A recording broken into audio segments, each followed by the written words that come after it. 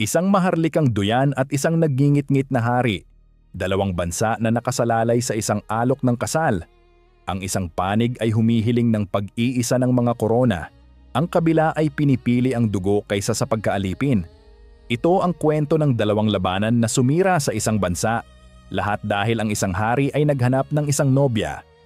Nagsimula ito sa nagyeyelong putik ng Solway Moss, kung saan 15,000 Eskoses ang sumuko sa 3,000 Ingles nang hindi man lang nag-aangat ng espada. Ngunit ang kahihiyang iyon ay pasakalye lamang. 5 taon ang makalipas, haharapin ng Scotland ang isang bagong kaaway, isang makinang pangmilitar na itinayo para sa hinaharap, armado ng lakas ng putok na hindi nila kayang tapatan. Ito ang Rough Wooing, ang digmaan para sa isang duyan na nagtapos sa Black Saturday. Ang labanan ay tapos na bago pa man ito magsimula, hindi sa pamamagitan ng isang sigaw, kundi sa tunog ng lumulubog na mga bota at ang lagaslas ng isang ilog na lumululon sa isang gumuguhong hukbo. Nobyembre, 1542. Ang hangin sa buong hangganan ng Anglo-Scottish ay isang miserable at magkahalong yelo at ulan, isang perpektong tagpuan para sa isang makasaysayang sakuna. Sa loob ng maraming taon, ang dalawang kaharian ay nakakulong sa isang mababa at malupit na sayaw ng mga pagsalakay sa hangganan at tumitinding insulto. Si Henry VIII, ang matabang hari na nagbago ng kanyang sariling relihiyon, ay humiling na gawin din ito ng kanyang pamangkin na si James V. Si James, kasama ang kanyang katapatan sa Pranses Katoliko, ay tumanggi sa kanya. Ito ay hindi tungkol sa Diyos, ito ay tungkol sa dangal. Pagdating ng taglagas ng 1542, naubusan na ng pasensya si Henry. Nagpakawala siya ng isang hukbo sa mga hangganan ng Scotland na pumwersa kay James na gumanti. Ang plano ay isang malawakang pagsalakay sa Inglaterra, isang mapandurog na suntok upang masecure ang hangganan minsan at magpakailanman. Ngunit si James ay isang hari na ang kasikatan ay limitado lamang sa mga karaniwang tao at sa klero. Ang kanyang mga maharlika na nag-aalaga ng mga lumang sama ng loob dahil sa kanyang sentralisadong kapangyarihan at paboritismo sa kanyang sariling mga tauhan, ay nagpupuyos sa galit. Ang entablado ay nakahanda hindi para sa isang tagumpay militar, kundi para sa isang politikal na pagsabog. Habang ang hukbong Eskoses, na tinatayang nasa 15,000 kalalakihan, ay sumulong sa kanlurang hangganan, ang malalim na kabulukan sa puso nito ay nahubad. Si James mismo, na may sakit at posibleng natatakot sa isang kudeta ng mga maharlika, ay hindi namuno sa hukbo. Sa halip, ibinigay niya ang pamumuno sa mga taong pinagkakatiwalaan niya, ang kanyang mga paborito sa korte. Ang sinauna at teritorial na maharlikang Eskoses, ang mga lalaking tunay na namumuno sa mga angkan sa hangganan, ay napahiya. Inutusan silang sumunod sa mga lalaking itinuturing nilang mga mapagmataas at sipsip. Nang dumating ang oras upang tumawid sa hangganan at harapin ang isang mas maliit na puwersang Ingles, marami sa mga nangungunang maharlika ang simpleng tumangging sumulong. Iginigiit ang kanilang tungkuling pyudal na sumunod lamang sa hari ng personal. Ang resulta ay hindi isang labanan kundi isang psikolohikal na pagguho. Noong ika-24 ng Nobyembre, malapit sa isang kahabaan ng Latiang Estero na kilala bilang Solway Moss, ang puwersang Eskoses ay nahulog sa kaguluhan. Ang mga tropa, litong-lito at walang pinuno, ay nagsimulang umatras patungo sa Ilog Esk. Ito ay hindi isang disiplinadong pag-atras. Ito ay isang lito at takot na nagkakagulong mga tao na dumadaloy patungo sa mga latian. Ang kanilang mga pormasyon ay nalusaw dahil sa kawalan ng tiwala sa kanilang mga komander. Habang sila ay natutulak patungo sa ilog, isang maliit na puwersang Ingles na marahil ay 3,000 lalaki, na pagtatanto ang lubos na kalituhan ng kanilang kaaway, ay sinamantala ang pagkakataon. Hindi nila kailangang lumaban, kailangan lang nilang manulak. Ang putik ng Solway Moss ay naging isang libingang lumululon. Daan-daang mga Eskoses ang nalunod sa tumataas na tubig o nabihag habang nagpupumiglas sa makapal na latian. Ang pagsuko ay isang pambansang kahihiyan. Libu-libong sundalong Eskoses at dose-dosenang mga kilalang maharlika, kabilang ang 2 Earl, ang nabihag ng isang napakaliit na hukbong Ingles madalas na sumusuko sa mga lalaking armado lamang ng espada at likas na instinto ng isang tagahangganan. Ang hubad na kahihiyan ng pagkatalo, isang dakilang hukbo na nawasak ng sarili nitong politika at ng ilang mangangabayong Ingles, ay ganap. Ngunit ang trahedya ng hari ay malapit nang lumampas sa trahedya ng larangan ng digmaan. Ang balita ng pagkatalo ay mabilis na naglakbay, na umaabot kay James V habang siya ay nakahiga at may sakit sa Falkland Palace. Ang gulat at kahihiyan ay labis-labis. Ang kanyang grandiyosong disenyo upang atakihin ang Inglaterra ay naging isang politikal na katatawanan dahil sa kanyang sariling mga Panginoon. Siya ay nahulog sa isang malalim at nakakaubos na kawalan ng pag-asa, na naiulat na nagsasalita lamang ng ilang mga salita sa kanyang mga huling araw. Noong 14 ng Disyembre, 1542, namatay ang hari ng mga Eskoses, wasak ang puso at talunan. Nag-iwan siya ng isang kaharian na paralisado ng pagkatalo at, ang kritikal, isang tagapagmana na 6 na araw pa lamang ang tanda, isang batang babae. Ang kanyang huli at sikat na malungkot na mga salita ay sumapul sa trahedya ng sandali. Nagsimula ito sa isang babae at magwawakas din sa isang babae. Kasama ang sanggol na si Mary, reyna ng mga Eskoses, na nagpapahinga sa kanyang duyan. Ang trono ng Scotland ay hindi kailanman naging ganito kahina, at 200 milya sa timog, ang leon ng Inglaterra ay nakaamoy ng dugo. Isang korona na nakabalanse sa ulo ng isang bata. Ang trono ng Scotland ay hindi kailanman naging ganito kahina, at 200 milya sa timog, ang leon ng Inglaterra ay nakaamoy ng dugo. Hindi gusto ni Henry VIII ang isang labanan, gusto niya ng isang nobya. Ang sakuna sa Solway Moss ay lumikha ng isang politikal na kawalan na desididong punan ni Henry VIII. Ang batang Reyna Mary ay ngayon ang pinakamahalagang premyo. At ang kanyang kasal ang magtatakda ng kinabukasan ng Great Britain. Ang layunin ni Henry ay simple, malupit, at ambisyoso sa kasaysayan. Gusto niyang pakasalan ni Mary ang kanyang sariling 9 na taong gulang na anak, si Prinsipe Edward, upang mapag-isa ang mga korona ng Inglaterra at Scotland sa ilalim ng isang nag-iisang dinastiyang protestante. Ito ang panliligaw. Ito ay isang heopolitikong maniobra na dinisenyo upang manalo sa pamamagitan ng kasal, kung ano ang nabigong manalo ng kanyang mga hukbo sa pamamagitan ng pananakop. Upang isulong ang kanyang agenda, pinalaya ni Henry ang mga matataas na ranggo ng maharlikang Eskoses na nabihag sa Solway Moss. Ipinadala sila pabalik sa Edinburgh na puno ng gintong Ingles at mga pangako. Ang grupong ito, na kilala bilang Assured Lords, ay bumuo ng isang makapangyarihan at maka-Ingles na paksyon sa parlamento ng Scotland. Laban sa kanila ay nakatayo ang paksyong Katolikong Francophile na pinamumunuan ni Cardinal David Beaton, isang taong labis na mapagmataas at matalino sa politika, na alam na ang isang alyansa sa kasal sa Inglaterra ay mangangahulugan ng katapusan ng kalayaan ng Scotland at ang pagwasak sa simbahang Katoliko sa Scotland.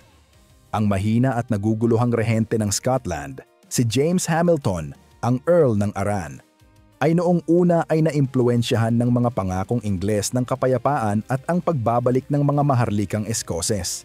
Noong Hulyo ng 1543, nilagdaan niya ang kasunduan sa Greenwich na nagsasaad na papakasalan ni Mary si Edward kapag sila ay nasa tamang edad na.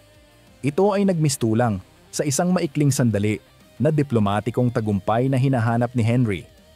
Gayunpaman, ang maliliit na letra ng kasunduan ay naglalaman ng mga sugnay na nagpapanatili ng ilang antas ng soberanya ng Scotland na si Henry, kasama ang kanyang karaniwang tiranikong kawalan ng pasensya, ay halos agad na sinubukang sirain.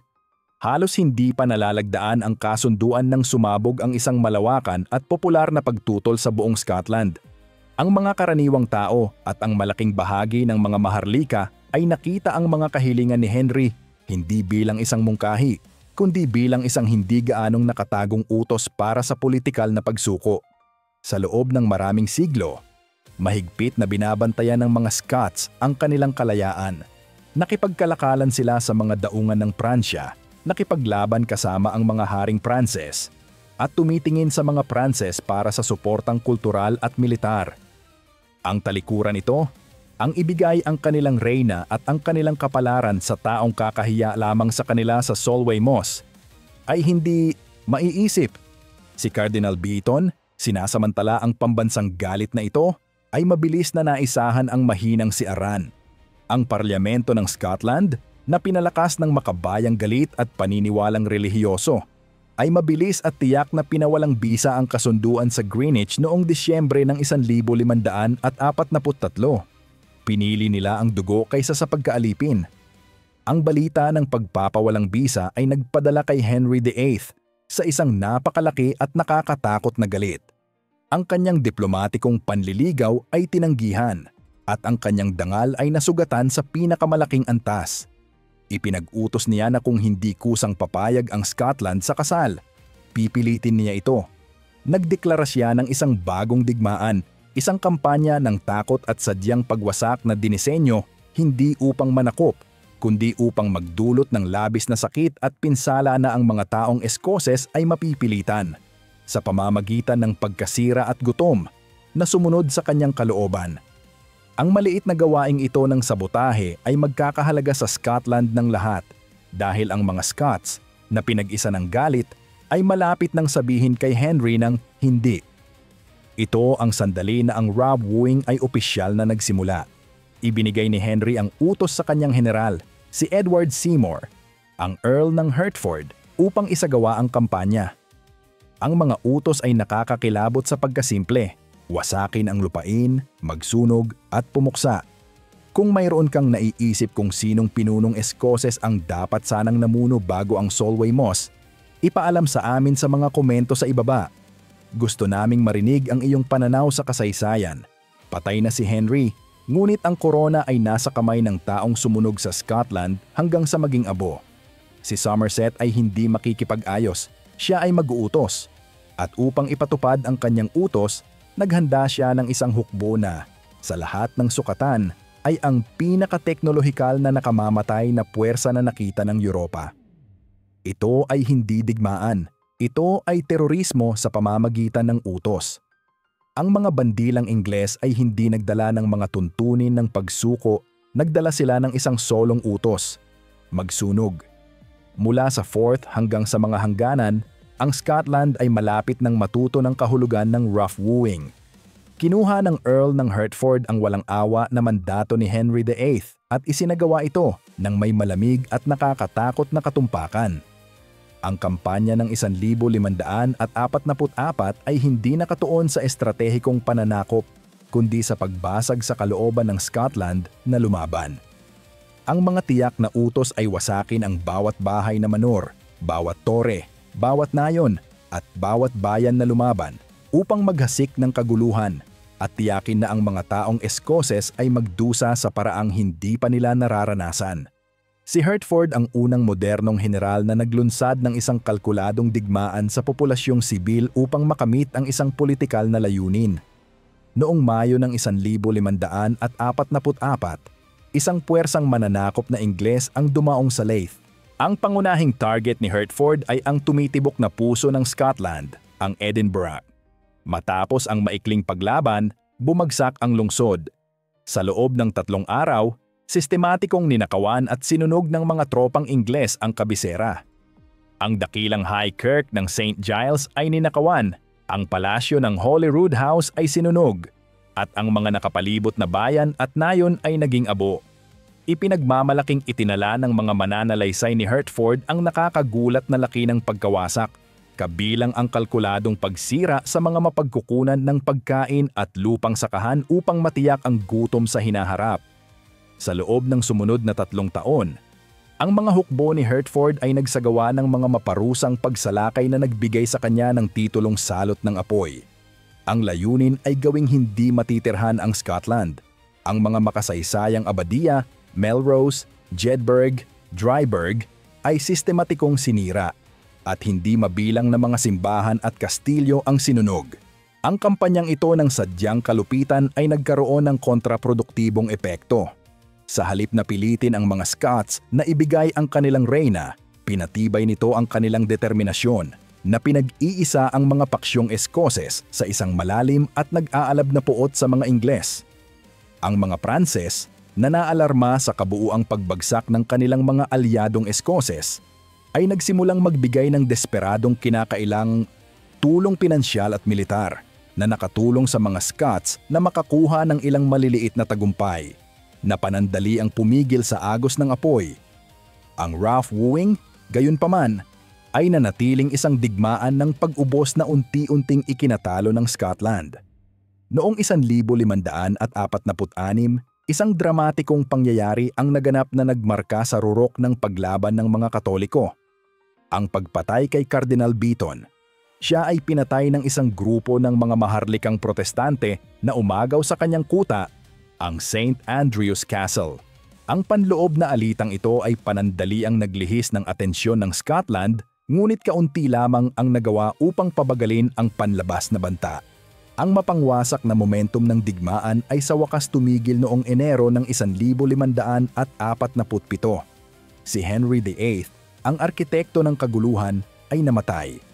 Para sa mga Scots, ito ay isang sandali ng malalim, kung maikli man, na kaluwagan. Wala na ang dakilang tirano. Marami ang naniwala na ang digmaan ay magtatapos o kahit papaano ay huhupa. Ngunit sila ay trahedyang nagkamali. Ang korona ng Inglaterra ay naipasa sa batang Haring Edward VI at ang kapangyarihan sa likod ng trono ay hawak na ngayon ng tiyuhin ng bata. Si Edward Seymour, ang taong nag-utos ng mga sunog, ang Earl ng Hertford, na ngayon ay itinaas bilang Duke ng Somerset at Lord Protector ng Inglaterra. Si Somerset ay hindi aatras. Hihingin niya ang ganap na tagumpay. Nakita niya kung ano ang kayang gawin ng apoy. Ngayon handa na siyang ipakita sa Scotland kung ano ang kayang gawin ng pulbura at bakal. Upang makamit ito, naghanda siya ng isang hukbo na, sa lahat ng sukatan, ay ang pinakateknolohikal na nakamamatay na puwersa na nakita ng Europa. Ang Protector Somerset ay isang tao ng malamig at kalkuladong ambisyon. Hindi tulad ni Henry VIII na maaaring maimpluwensyahan ng kapritso at galit, si Somerset ay may malinaw at propesyonal na layuning militar. Tapusin ang rough wooing sa pamamagitan ng isang nag-iisa, mapangwasak at tiyak na suntok. Naintindihan niya na ang isang matagal na digmaan ng pananakop ay masyadong magastos at masyadong mahirap. Kailangan niya ng isang tagumpay na napakaganap na pipilitin nito ang Parlamento ng Scotland sa mesa ng negosasyon ng permanente. Sa tag-araw ng 1547, tinipon ni Somerset ang kanyang grandiyosong hukbo. Ito ay isang puwersa na nasa humigit kumulang 18,000 kalalakihan, kakilakilabot sa laki nito, ngunit tunay na revolusyonaryo sa komposisyon nito. Ito ay hindi isang hukbo ng Edad Medya. Ito ay isang makinang militar na itinayo para sa hinaharap. Nagdala siya ng mga propesyonal na mersenaryong Aleman at Italyano na bihasa sa pakikidigma gamit ang sibat, isang malaking pangkat ng mga sinanay na mabibigat na kabalyero. At ang mahalaga, isang nakakagulat na bilang ng mga hagbutters, impantriya na armado ng bago at malakas na sandatang pulbura, ang arquebus. Ang hukbong ito ay may lakas ng putok at kakayahang magmaniobra na wala ang katapat nitong Eskoses. Ang hukbong Eskoses, na pinamumunuan ni Regent Arran, ay tinipon upang harapin ang bantang ito. Ito ay isang napakalaking hukbo na umaabot marahil sa 30,000 kalalakihan na nililiit ang mga Ingles sa dami ng tauhan. Ang bulto ng puwersang ito ay binubuo ng mga levies na Eskoses. Mababangis at determinado, ngunit kulang sa disiplina at mas kulang sa kagamitan para sa modernong pakikidigma. Ang kanilang sentral na estratehiya ay umaasa sa sinaunang pambansang formasyon, ang Schiltron, isang malaki, siksika na bloke ng mga humahawak ng sibat, isang taktika na nagpanalo sa kanila sa Bannockburn ilang siglo na ang nakalilipas. Laban sa mga espada at pana, ang Schiltron ay isang kuta. Laban sa pulbura, ito ay isang napakalaki at hindi gumagalaw na target. Sa unang bahagi ng Setyembre, ang dalawang hukbo ay nagkaharap malapit sa Firth of Forth. Ang mga Scots ay kumuha ng isang malakas na depensibong posisyon, naghukay sa mga burol na tinatanaw ang ilog Esk na ang dagat ay nasa kanilang kaliwa. Tiwala sila sa kanilang bilang at sa kanilang mataas na lugar. Gayunpaman, sa isang nakamamatay, hindi maipaliwanag na estratehikong pagkakamali, iniutos ni Regent Aran sa kanyang buong napakalaking hukbo na bumaba mula sa kaligtasan ng mga burol at tumawid sa Esk. Inililipat ang kanilang posisyon sa lupa na mas malapit sa dagat. Ang hakbang ay malamang na nilayon upang pigilan ang mga Ingles na makalampas sa kanilang gilid. Ngunit nagawa nito ang kabaligtaran. Sa paglipat ng kanyang hukbo sa bukas na lugar at mas malapit sa tubig, inilantad ni Aran ang kanyang gilid sa isang kaaway na halos hindi niya itinuring na banta, ang armada ng Ingles. Ang gabi bago ang labanan ay maigting. Ang mga Scots na nakaposisyon sa kapatagan ay kumbinsido na ang kanilang higit na dami ay dudurog sa mga mananakop. Sila ay handa para sa isang labanan ng mga sibat at bakal. Ang pagbabahagi ng kasaysayang ito ay nakatutulong upang mapanatiling buhay ang mga hindi kapanipaniwalang kwentong ito. Kung may kilala kang mahilig sa kasaysayan ng militar, pakibahagi ang videong ito sa kanila. Handa sila para sa nakaraan. Wala silang kamalay-malay na haharapin nila ang isang firing line na itinayo mula sa hinaharap. Dumating sila hindi mula sa harap, kundi mula sa gilid. Hindi mula sa lupa, kundi mula sa dagat. Ang unang bugso ay hindi isang pag-atake. Ito ay isang sentensya. Nakaharap na ang mga Scots ng mga hukbo noon. Hindi pa sila nakaharap kailanman ng isang firing line na itinayo mula sa hinaharap. Ang umaga ng Sabado, ika-10 ng Setyembre, 1547 ay sumikat sa mga bukid ng Pinkie Cleugh. Ang mga Ingles na pinamumunuan ni Somerset ay nakita ang nakakagulat na masa ng hukbong Eskoses, ang pinakamalaking inilabas ng Scotland sa loob ng ilang siglo, na ngayon ay nakaposisyon sa patag na lupa malapit sa ilog. Ang reaksyon ni Somerset ay kawalan ng paniniwala bilang propesyonal, na mabilis na sinundan ng malamig na oportunidad. Ang unang suntok ng labanan ay inihatid ng hukbong dagat ng Ingles. Habang inililipat ng hukbong Eskoses ang posisyon nito, ang buong kaliwang gilid nito ay napunta sa abot ng mga Ingles na galley na nakadaong sa Firth of Forth.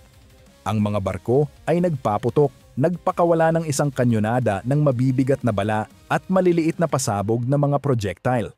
Ang siksikan at hindi disiplinadong hanay ng mga Eskoses ay nadurog ng hindi inaasahang apoy mula sa dagat. Ang pambobomba ay nagdulot ng agarang kaswalti, ngunit ang epekto nito sa moral ay sakuna. Ang buong mga pormasyon ay nagulo. Ang kanilang kagustuhang lumaban ay nawasak ng realisasyon na inilagay sila ng kanilang mga komander sa isang mahinang bitag. Sumunod, pinakawalan ni Somerset ang kanyang magaan na kabalyero upang subukan ang sentro ng mga Eskoses. Ang mga Scots, sumusunod sa tradisyon ng Skiltron, ay tinaboy ang unang pagsugod ng kabalyero gamit ang kanilang mga sibat. Ngunit ang maniobra ay nagsilbi sa layunin nito. Pinaakit nito ang sentro ng mga Eskoses pasulong at ipinako ang kanilang posisyon, na ginagawa silang mas magandang target. Ang nagpasyang salik ay ang kombinasyon ng artileryang Ingles at ang mga hagbooters. Ang mabibigat na baril ng Ingles ay nagpaputok, dumudurog ng mga bola ng kanyon sa mahigpit na nakaimpake ng mga parisukat na Eskoses. Ang mga Shiltron na dinisenyo upang tulunggaliin ang kabalyero ay walang nagawa laban sa walang humpay at malayo ang pambobomba. Ang mga lalaki ay napunit at ang disiplina ng pormasyon ay nagsimulang mapunit sa ilalim ng presyon ng teknolohiya na hindi nila masagot. Habang ang mga hanay ng Eskoses ay nagsimulang mag-alinlangan, iniutos ni Somerset ang buong pagsulong. Ang hukbong Ingles ay sumulong sa isang disiplinado at koordinadong linya. Ang mga arquebusier ay nagpakawala ng sunod-sunod na nakakatakot at umuusok na apoy, nagbubuhos ng bala sa demoralisado at magulong mga sibat ng Eskoses. Ang sagupaan ay maikli, brutal, at lubos na pabor sa isa. Ang Ingles ay sumulong gamit ang pinagsamang sandata na pamamaraan, habang ang mga Scots, na ang tanging sagot ay ang kanilang mahihirap gamiting mga sibat, ay sistematikong nasira. Ang labanan ay mabilis na lumala sa isang ganap. At nakakahindik na pagtakas, ang impantriya ng Eskoses ay ibinaba ang kanilang mga sandata at tumakas ng sabay-sabay.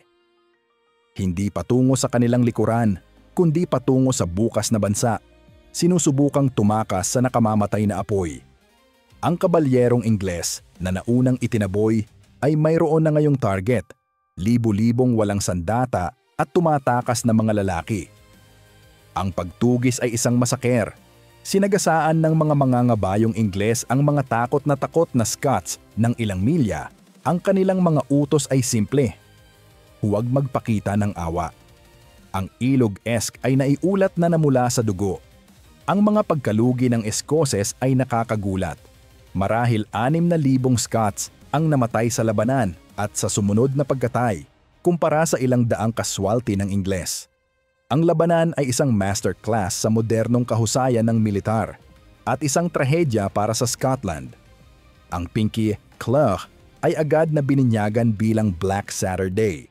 Ang labanan ay sumira sa pangunahing hukbong Eskoses at kapasidad militar para sa isang henerasyon. Bagaman ang diplomatikong layunin ay hindi kailanman nakamit, si Mary, reyna ng mga Eskoses, ay mabilis na ipinuslit sa Pransya at ipinagkasundo sa Dauphin. Tinitiyak ang pagpapatuloy ng alyansang Pranses. Ang dalawang labanan ng Solway Moss at Pinkie Cleugh ay nag-iwan sa Scotland na lumpo.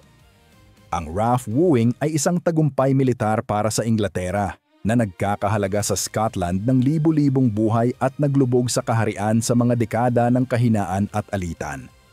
Ang digmaan para sa isang duyan ay natalo, ngunit ang kalayaan ng Scotland ay nabili sa isang kakilakilabot at madugong halaga. Kung gusto mong makakita ng higit pang mga kwento tungkol sa mga hindi kapanipaniwalang labanan na humubog sa ating mundo, tiyaking i-like ang videong ito at mag-subscribe sa aming channel at ipaalam sa amin sa mga komento kung anong bahagi ng kasaysayan ang sa tingin mo ay nararapat na isalaysay sa susunod.